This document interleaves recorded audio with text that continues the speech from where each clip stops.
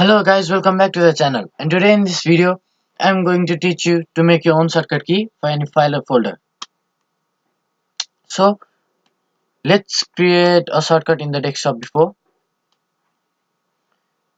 send to desktop, then this is the shortcut I recently created for making shortcut key.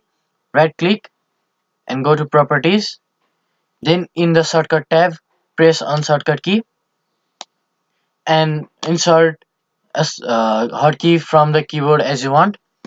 I would like to press T, then click on apply and OK.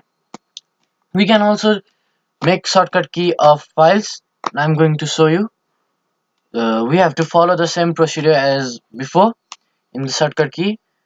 Control. We can also try this with shift, control shift and apply. Yes, continue. Okay, so let's check it out guys. Okay, let's do it with file at the beginning. Control shift C. Yes, here it is guys. This is a cleaner, C cleaner.